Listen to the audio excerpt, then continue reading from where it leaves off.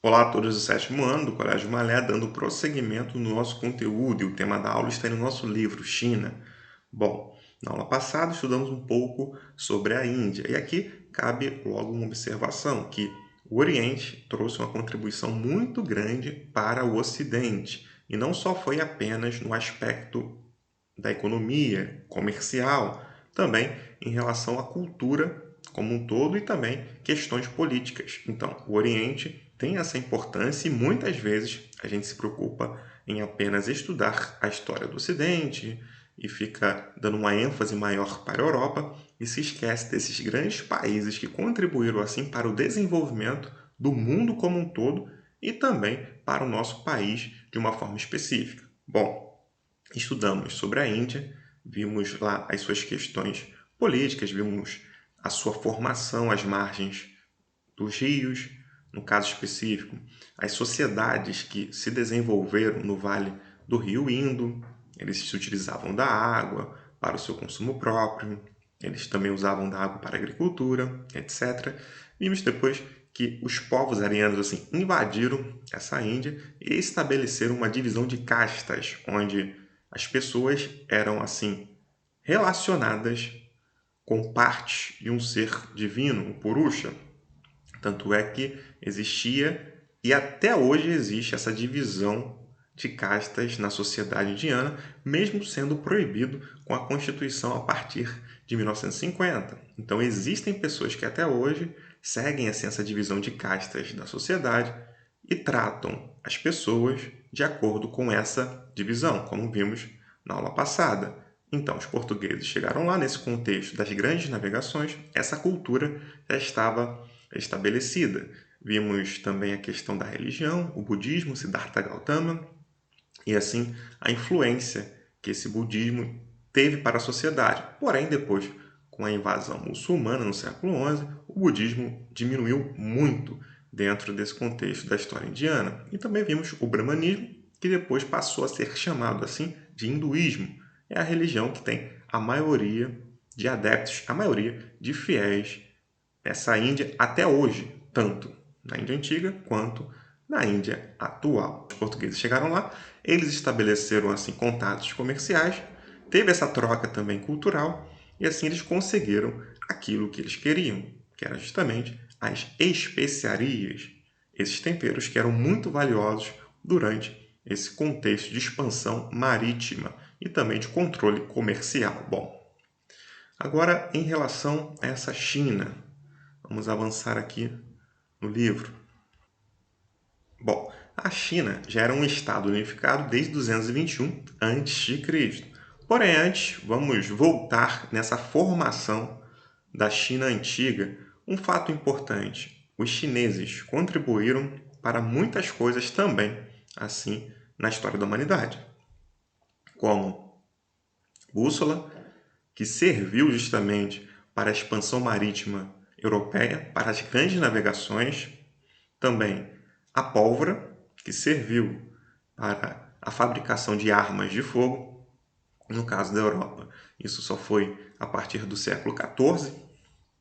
Os chineses já tinham isso. O papel, muito importante para as documentações.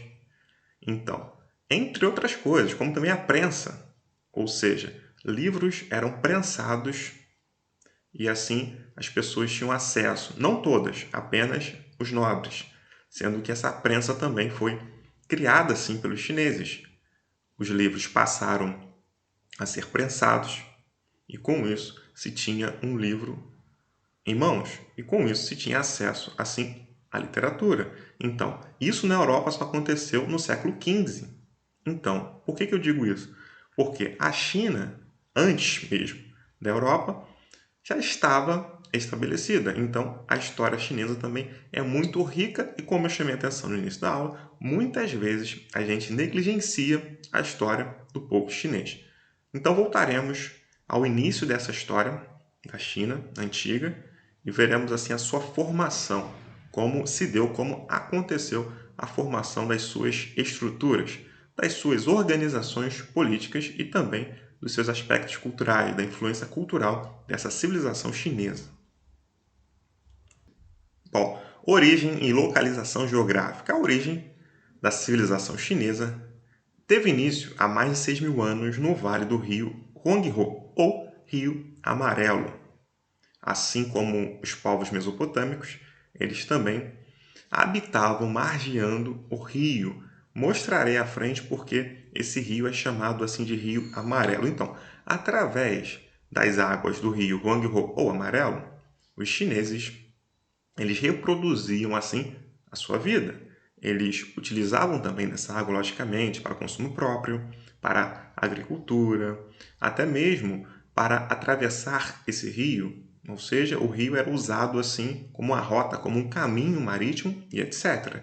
Então, eles produziram muitas coisas, arroz e vários outros produtos, inclusive onde se tinha assim cheia, ou seja, quando o rio estava bem cheio, eles se utilizavam e plantavam uma espécie de arroz aquático. E onde não se tinha muita cheia ou muitas cheias, eles assim se aproveitavam nas encostas e criavam aquilo que é chamado de terraço.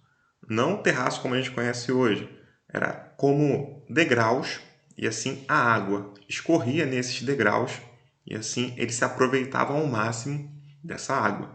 Então, eles usaram isso bastante e tiveram uma agricultura bem produtiva.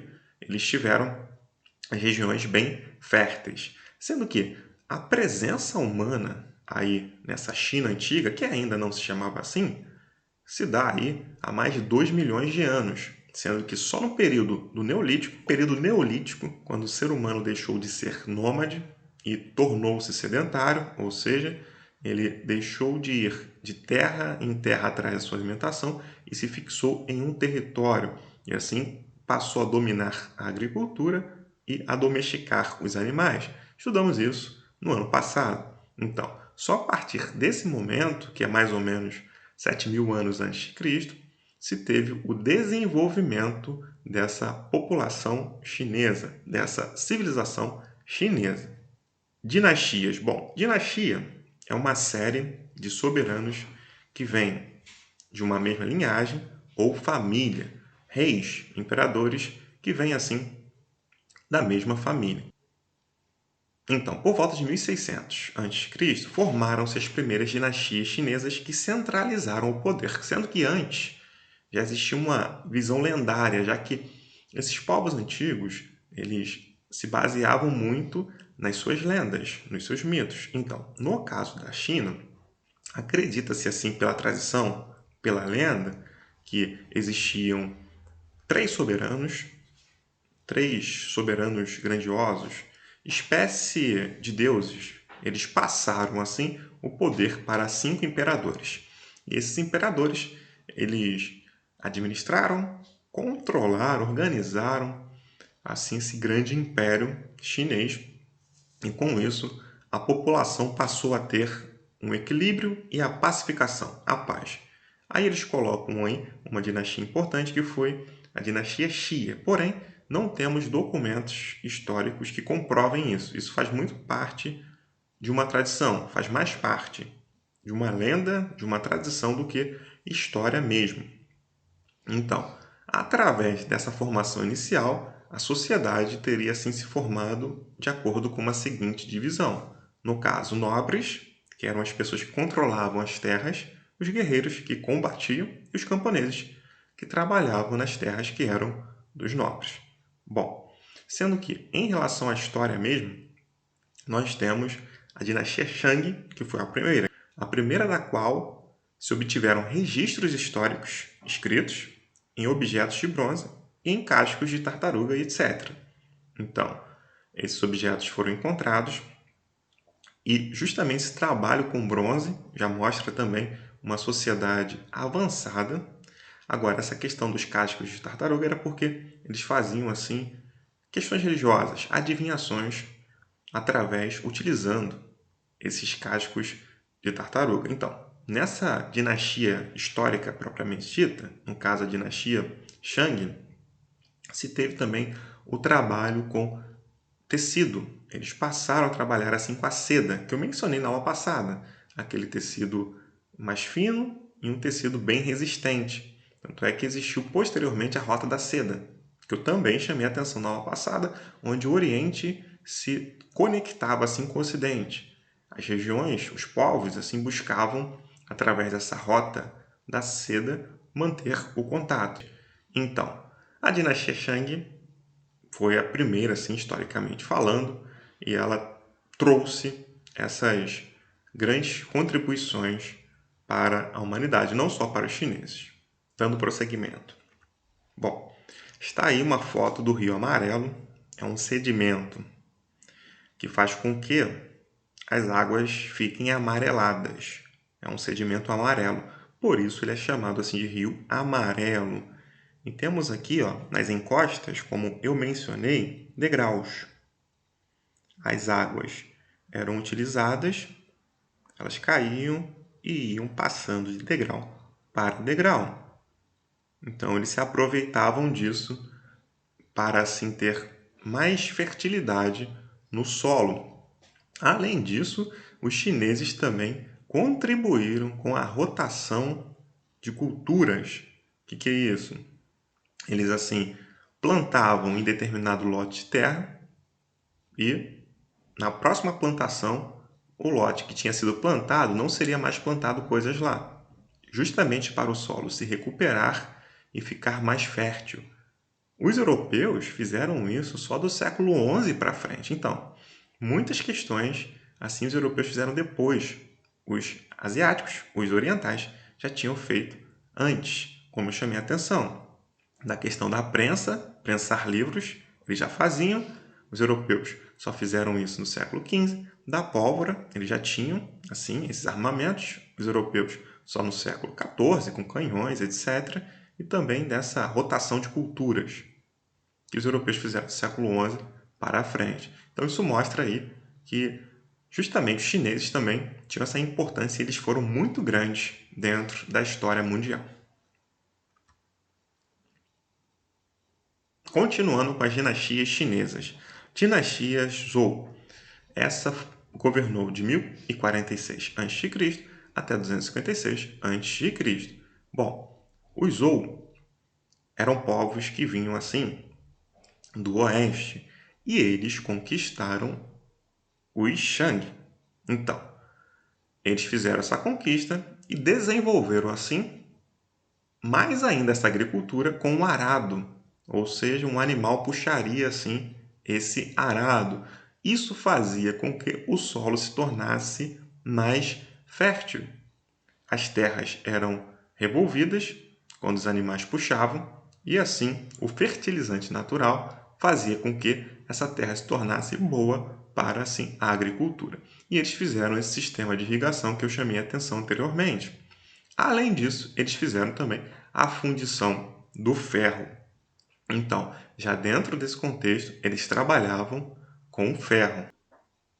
Além disso, a dinastia Zhou contribuiu para a organização e unificação do território chinês e também difundiu assim a escrita, estimulou assim a escrita chinesa, sendo que depois do período da dinastia Zhou, houve assim um crescimento dos nobres e eles entraram em guerra em todo momento.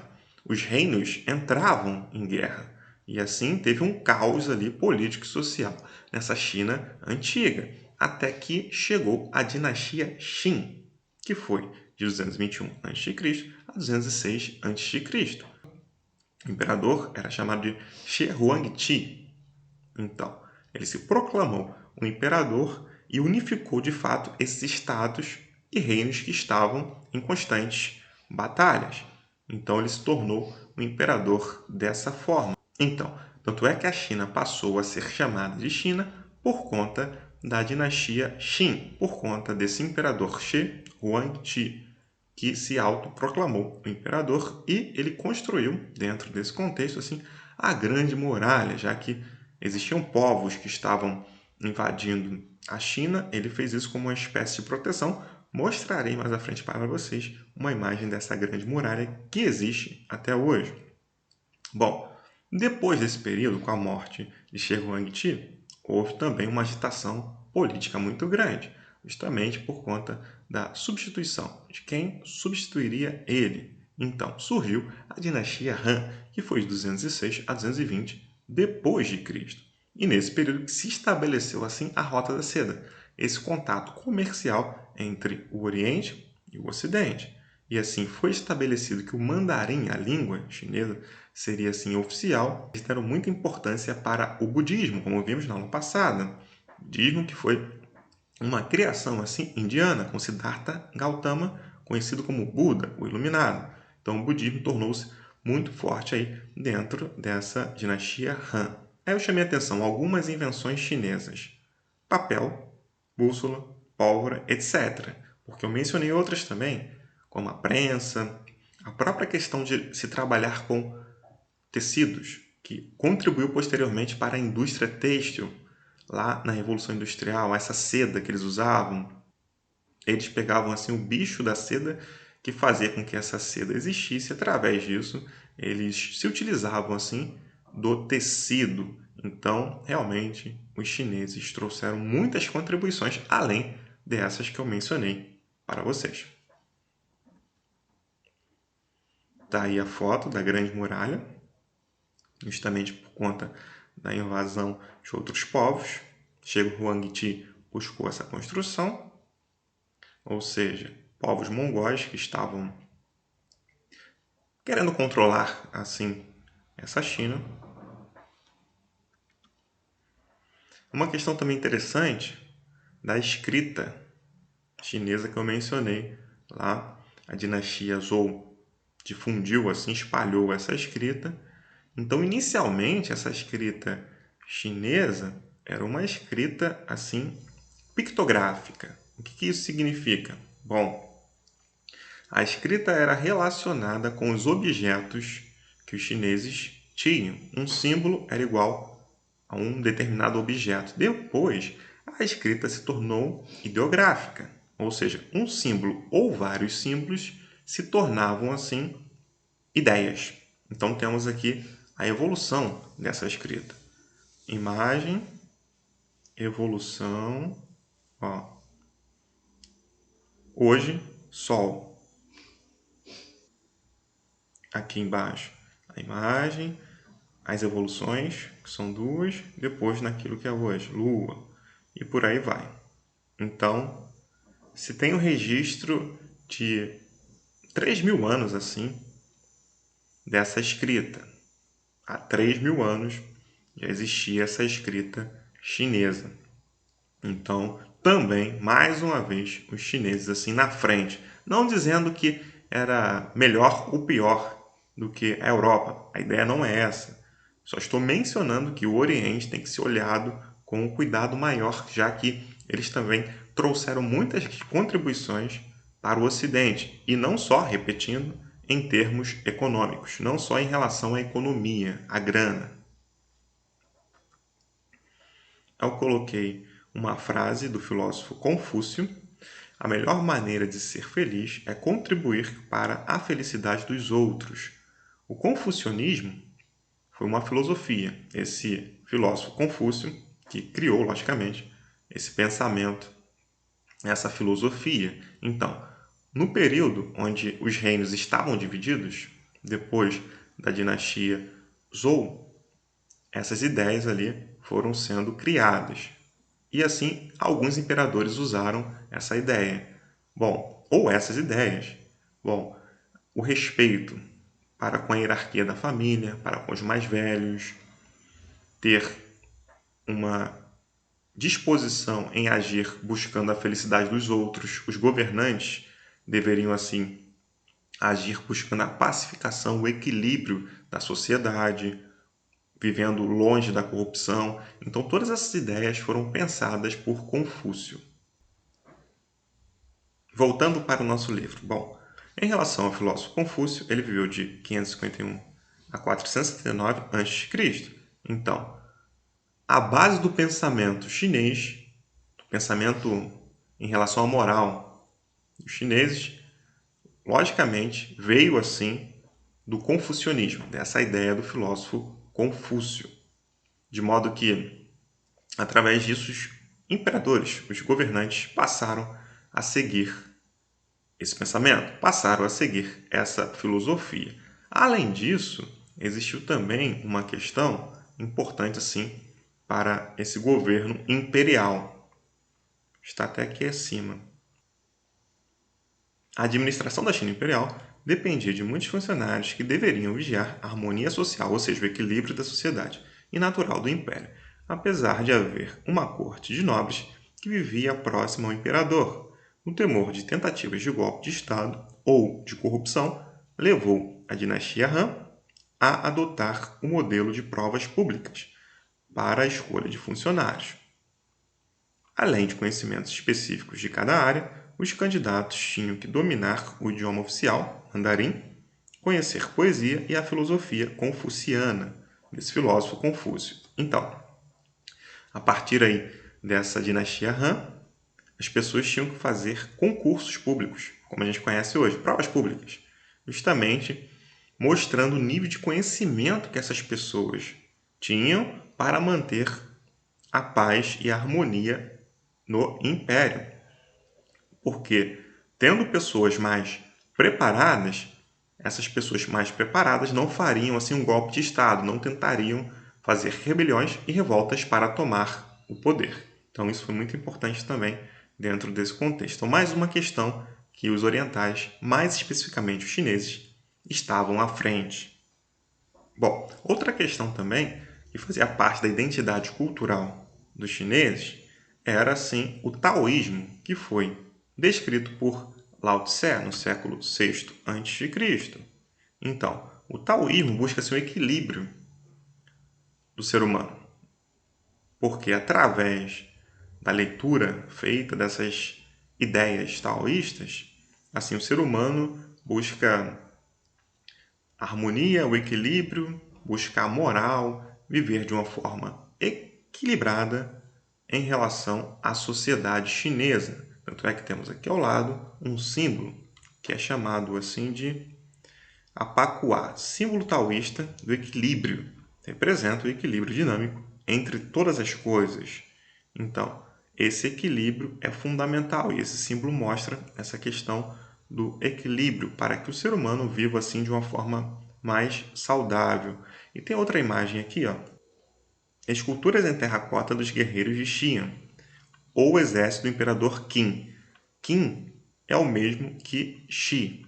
Tanto é que o nome dele completo é Qin Shi Huangdi, que é a mesma coisa de que Shi Huangdi. Foram descobertas em 1974 essas esculturas e tinham a finalidade de proteger Qin Shi Huang ou Shi Huangdi em sua vida após a morte. Então, ele colocou esses soldados assim de barro e tinha justamente o objetivo de dar uma proteção a ele na vida após a morte. Então, isso foi descoberto no século XX, na segunda metade do século XX, em 1974. Bom, no século XIV, assumiu a dinastia Ming, que foi de 1368 a 1644.